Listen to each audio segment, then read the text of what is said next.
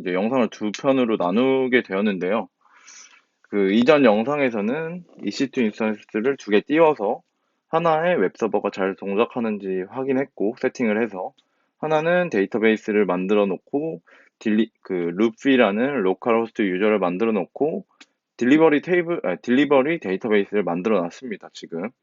혹시 이 영상을 처음 보시는 분들은 이 영상이 처음이 아니라 그 이전 영상을 먼저 확인을 하시고 오시는 것을 추천드립니다. 그래서 이제 서버는 잘 돌아가고 있고 데이터베이스 설치는 보시는 것처럼 1, 2, 3, 4 잘 이렇게 되고 있죠.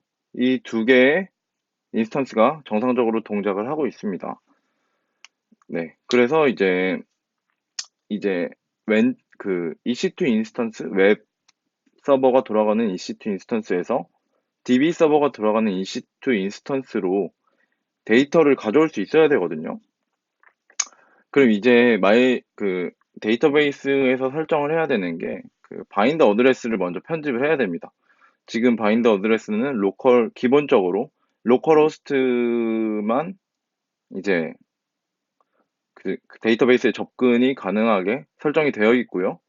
그리고 또 데이터베이스에 지금 유저는 아까 생성한 유저는 루피라는 유저는 로컬 호스트에서만 접근이 가능한 유저입니다. 그래서 그 유저도 이 웹이 떠 있는 EC2 인스턴스가 원격지에서 접속할 수 있도록 설정을 해줘야 됩니다.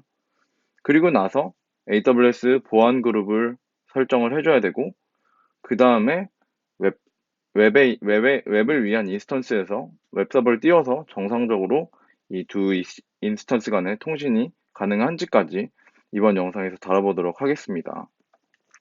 그럼 먼저 일단 데이터베이스가 있는 이 EC2 인스턴스에서 수도 권한으로 편집기로 여기 이것도 이제 제가 레포지토리 등록을 해놨어요. 이게 이 EC2 인스턴스에 잠시 밑으로 보면서 하겠습니다. 밑으로 띄워놓고 EC2 인스턴스에 ETC 루트 디렉터리에 ETC 디렉터리 MySQL 이렇게 들어가시면 여기 중간에 바인드 어드레스가 있습니다. 이거의 대역을 풀어주도록 하겠습니다. 일단 0.0.0 해서 모든 대역에서 할 수 있도록 저장까지 해주시고요. 이 수도 권한으로 실행을 하지 않으면 저걸 읽기 전용으로밖에 읽지 못합니다. 이게 루트 디렉터리에 있는 파일이라서 루트 디렉터리 기준으로 있는 파일이어서 아마 그런 걸로 알고 있는데 아무튼 그렇고요. 그럼 이제 그 데이터베이스에서 그 유저도 생성을 해줘야 됩니다. 아까는 이걸로 로컬 유저를 생성했죠. 그러니까 이제 이 DB 네임은 아까는 전체 DB를 유저를 적용을 했는데 딜리버리라는 데이터베이스에만 접속을 할 수 있게 하고 리모트 유저는 그냥 리모트로 하겠습니다. 그래서 리모트 인스턴스 IP는 여기에 있는 이제 퍼블릭 IP를 웹에 있는 퍼블릭 IP를 가져와서 프라이빗으로 해도 되겠지? 프라이빗을 가져와서 한번 도전을 해보겠습니다. 이거 실패할 수도 있을 것 같은데. 그리고 리모트 유저 패스워드도 간단하게 1, 2, 3, 4로 하겠습니다. 그래서 이거를 복사해서 어, sudo 루트 권한으로 sudo SQL 슈퍼 유저로 이제 루트 계정으로 MySQL 접속을 하고요. MySQL에서 아까처럼 이거를 해서 추가를 해줍니다. 안 되면 뭐 다시 하면 되니까요. 네, 이렇게 추가를 해줍니다. 그러면 확인을 해야겠죠. 일단 아까 루피라는 계정을 만들었죠. 클리어를 안 되네요. 잠시만요. exit 하고 클리어 하고 다시 접속을 해서 MySQL의 show tables를 보면 여러 테이블이 나오는데 여기 유저라는 테이블에 데이터들을 보면 이게 너무 이게 열이 많아갖고 안 되네요. 호스트 유저까지만 뽑아 보겠습니다. 호스트 user from 하면 이렇게 아까 추가한 게 정상적으로 돼 있고요. 생각해보니까 아까 flush privilege를 안 했군요. 네, 이렇게 되면 정상적으로 반영이 될 거고, 아까 바인드 어드레스를 설정을 해줬는데 그걸 반영을 하려면 이 MySQL도 리스타트를 해줘야 됩니다. MySQL 서비스를 리스타트를 해주고요. 뭐야.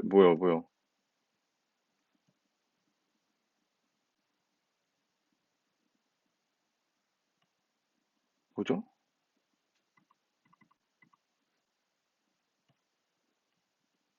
서비스 MySQL 리스타트인가? 서비스 MySQL 리스타트. 이거네요. 이 맥이랑 이게 약간씩 명령어들이 차이가 좀 있어가지고 좀 헷갈렸습니다. 그리고 이제 DB가 있는 EC2 인스턴스의 세팅은 다 마친 상태고요. 이제 그러면 보안 그룹을 수정을 해줘야 됩니다. 지금 보안 그룹이 이제 수정을 해줘야 되는데, 이거는 이제 조졸두님 그 기억보다 기록을 블로그에서 참고를 한 내용으로 좀 수정을 하면 됩니다. 이제 보안 그룹이 좀 많네요. 잠깐만요. 그러면 only로 두 개만 보여드리도록 하고, 여기 보안 그룹이 있거든요. EC2 대시보드에서 왼쪽에 보시면 보안 그룹이 있는데, 여기서 이제 규칙을 설정을 해줘야 됩니다.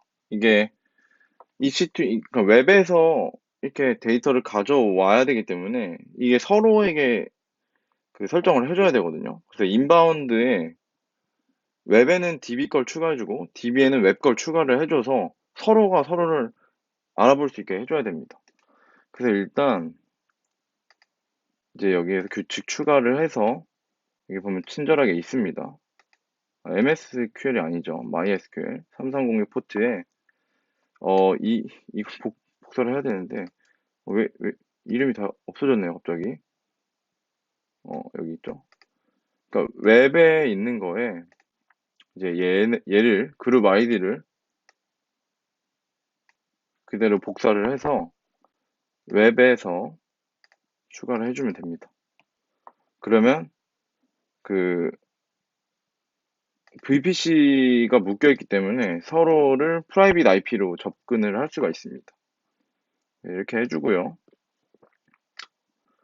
여기도 이거를 웹 거를 복사를 해서 DB에 추가해서 MySQL에 이렇게 추가를 해줍니다. 왜 이래? 추가를 해줍니다. 그러면 여기 뜨죠? 올리웹. DB에는 올리DB라는 보안 그룹에는 올리웹이라는 그 아이디를 추가를 하고, 올리웹이라는 보안 그룹에는 올리DB라는 그 보안 그룹을 추가를 해줍니다. 이렇게 해주면 이제 보안 그룹의 세팅은 맞춰졌고요. 이제 이것보다 더 다른 세팅을 하려면 다른 걸 더 건드리시면 됩니다. 그럼 이제 다시 이 화면으로 돌아가서 웹서버를 중지를 시켜주고요. 그 컨트롤 C를 누르면 됩니다. 맥 유저분들은. 그리고 윈도우 유저분들도 똑같이 컨트롤 C를 누르시면 되는 걸로 알고 있어요. 아니면은 컨트롤 D나 컨트롤 Z를 눌러보시면 셋 중에 하나 될 겁니다.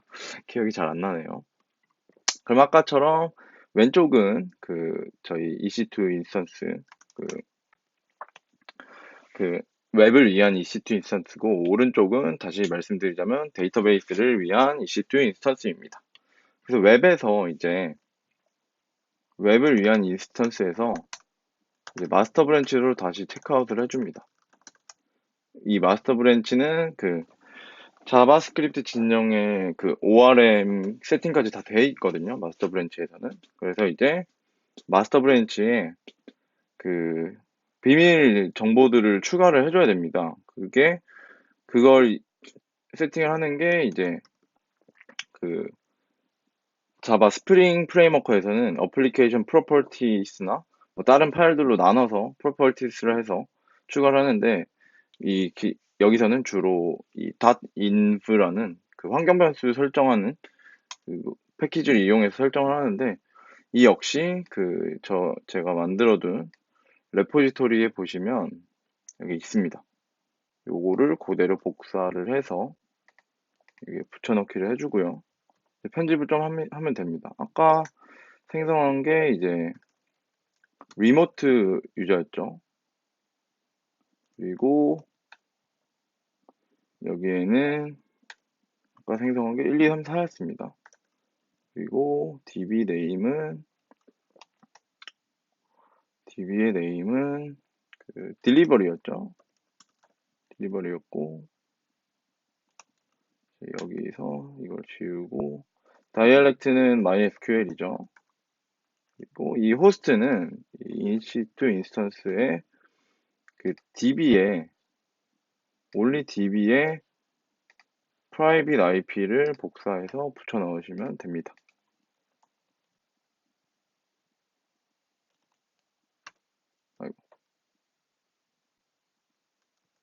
이렇게 하면 됩니다. 이렇게 되면 이제 그 두 양 인스턴스 간의 통신을 하기 위한 준비는 다 끝났고요. npm run serve 아까처럼 해서 확인을 해보면 됩니다. 네.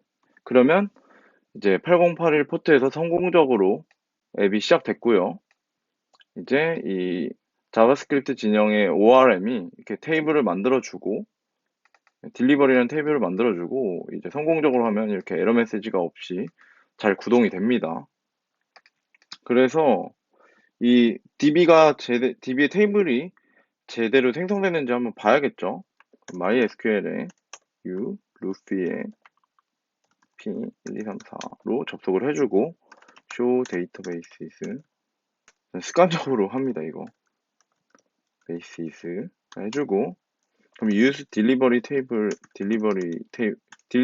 데이터베이스에 있을 테니까 해주고 show tables를 해주면 정상적으로 딜리버리란 테이블을 아까 여기서 만든 적이 없는데 이 자바스크립트 ORM이 정상적으로 만들어준 것을 확인할 수 있습니다. 그럼 이 테이블을 한번 볼까요? show tables DESC delivery 네, 이렇게 보시면 아까 그 GitHub에서 확인하신 것처럼 이렇게 소스 코드를 미리 짜둔 코드대로 테이블이 생성이 정상적으로 되었습니다. 그럼 이제 요청도 한번 보내봐야겠죠. 요청을 보내서 여기에 제대로 데이터들이 저장이 되는지 확인을 해야 되니까요. 그럼 이 요청은 그 포스트맨을 이용할 겁니다. 그래서 여기에 있는 것대로 한 번씩 해보도록 하겠습니다. 포스트맨을 이용해서 한번 할 거고요. 네, 포스트맨에 이제 이거는 미리 한번 시도를 해보려고 제가 이전에 한번 해본 거고요. 이제 8081 이 주소에 8081 포트에 새로 만들죠. 새로 만들겠습니다. 그래서 이렇게 해서 get 요청은 그냥 브라우저로 보내도록 하겠습니다. 8081 포트에 delivery를 보내면 아무것도 없죠. 데이터베이스에 지금 아무것도 추가가 되지 않은 상태니까요. 포스트맨으로 딜리버리에 포스트를 추가를 해보겠습니다. 딜리버리 해서 이렇게 해서 제이슨 형식으로 헤더에 제이슨을 추가해줘야 그 웹서버가 알아보고 이제 그 제이슨 파싱을 해서 바디를 살펴보기 때문에 그대로 복사를 해서 이제 여기에 서울, 송파구,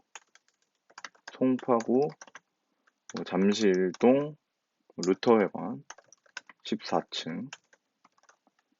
네, 여기에 누구로 할까요? 일단 저로 하겠습니다. 루피. 제가 지금 먹고 싶은 음식을 피자. 네, 이렇게 해서 포스트 메서드로 샌드를 하면 포트 지정을 안 했네요. 어쩐지 느리더라고요. 바로 됩니다. 이렇게 하면 왜 안 되지? 주소가 다르네. 주소가 다르네요. 죄송합니다. 주소를 그대로 복붙해서 복사해서 취소하고 네, 보내겠습니다. 이렇게 보내면 이게 정상적으로 그 요청이 보내지고 처리가 되면 응답으로 이 생성된 테이블의 데이터의 정보를 그대로 반환하도록 했습니다. 그래서 여기에서 이제 get 메서드로 요청을 보내보면 이렇게 모든 걸 조회할 수 있고요. 그럼 또 여러 개의 데이터를 추가를 해보겠습니다. 뭐 루터 여관층에 이번엔 준으로 하고 건강을 많이 챙기시니까 샐러드로 해서 하겠습니다. 했고 이제 또 저는 마포구 홍익대학교니까 친구에게 치킨과 맥주를 보내주겠습니다. 이렇게 해서 네, 이렇게 총 3개의 데이터를 넣었고 이제 여기서 보면 이렇게 3개가 나오고 주소창의 쿼리 파라미터로 아이디를 지정해서 보내면 하나씩만 나옵니다. 이렇게 3은 이렇게 나옵니다. 그리고 나서 데이터베이스 한번 살펴볼까요? 데이터베이스를 한번 select,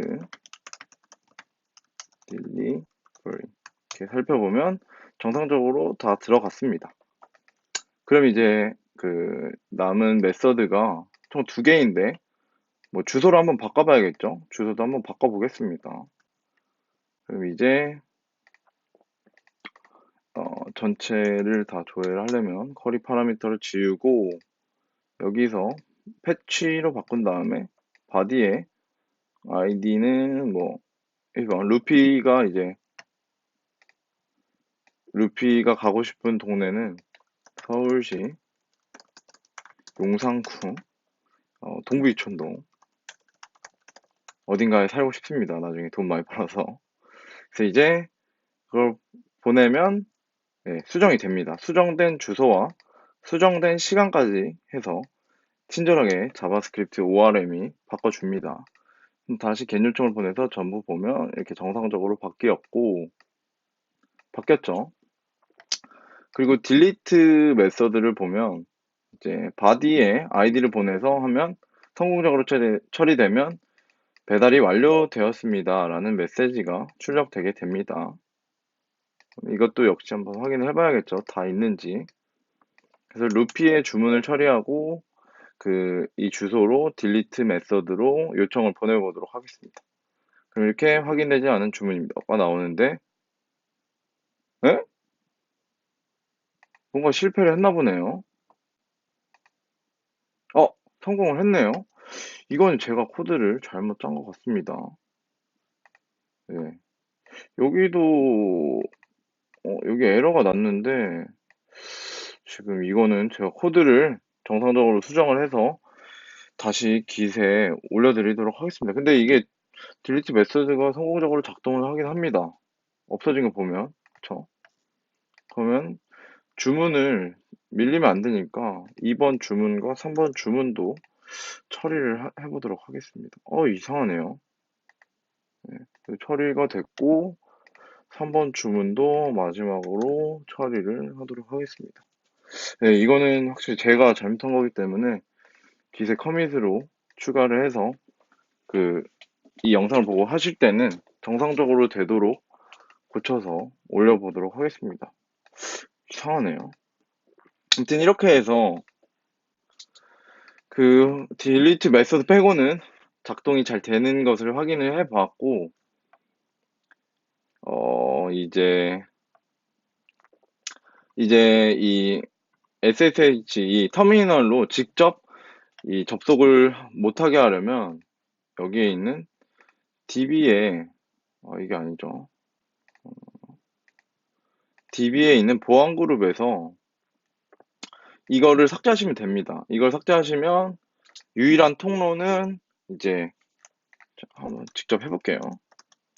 exit 해주고 exit 해주고 유일한 이 보안 그룹에서 이걸 제거하시면 이제 데이터베이스에 접근할 수 있는 유일한 통로는 웹서버가 됩니다. 그래서 보안이 한층 강화가 된다고 하는데 저는 체감을 해보진 아직 못했습니다. 그래서 이 쉘 스크립트를 SSH 요청을 통해서 접속을 해보면 아까는 바로 됐는데 이거는 지금 막아둔 상태이기 때문에 아마 이제 뭐 타임아웃이 나오거나 뭐 요청을 보내도 응답이 없겠죠. 그래서 연결이 안 됩니다. 지금 계속 아까 영상에서 보신 분들은 다 확인하셨겠지만 이렇게 안 되는 상태가 될 거고요. 뭐 다른 방법으로 요청을 해도 안 될 겁니다. 그래서 하나 예시를 드려보자면 MySQL 원격 접속 명령어로 뭐 해보겠습니다. 커맨드 라인을 이렇게 있죠. 그럼 아까 이거를 유저를 저 유저를 프라이빗 그 IP로만 등록을 해놨기 때문에 당연히 안 될 겁니다. 이게 천재분들이 만드신 거라 뭐 이런 간단한 걸로 뚫리진 않겠죠, 당연히. 이게 호스트를 이렇게 다 나오면 안 되죠. 호스트가 퍼블릭. 왜냐면 외부에서 접속하려면 퍼블릭으로 해야 되기 때문에 퍼블릭으로 해서 이렇게 마지막으로 한번 이렇게 해서 아까 유저가 리모트였죠. 그래서 비밀번호 1, 2, 3, 4 해서 1, 2, 3, 4 또 아무 응답이 없습니다. 없을 겁니다. 당연하겠죠. 막아뒀으니까. 보안 그룹으로 이렇게 그 접속할 수 있는 유저들까지 설정을 할 수 있고 2차적으로는 데이터베이스에서 이 유저가 접속할 수 있는 그 IP 대역을 여기 IP를 하나로만 설정을 해뒀기 때문에 접속이 안 됩니다, 당연히. 그래서 이렇게 해서 그 좀 영상이 두 편으로 늘어났고 시간이 40분으로 길어지긴 했지만 이렇게 해서 그 이 레포지토리에 있는 그림처럼 이 EC2 인스턴스를 두 개를 띄워서 하나에는 DB만, 하나에는 웹서버만 해서 이 두 개 간의 통신을 하는 것을 살펴봤습니다. 그리고 DB로는 직접 접근이 못하게 하고 하는데 다음 영상에서는 이 DB로 직접 접근을 할 수 있다고 합니다. 이렇게 설정을 해놔도. 그래서 그거는 뭐 포트 포워딩을 이용하면 된다고 하는데 그 영상까지 준비해서 이 영상 좀 다음 주에 할 게 많네요. 다음 주에 기타브 영상까지 올려야 될 텐데 아무튼 이 영상까지 준비를 해서 마무리하는 이 시리즈를 마무리하는 영상을 한번 올려드리도록 하면서 이 여기까지는 제가 준비했으니까 다음 영상까지 준비를 해서 이 시리즈의 마무리를 다음 영상과 함께 돌아오도록 하겠습니다. 일단 오늘은 여기까지 하겠습니다. 감사합니다.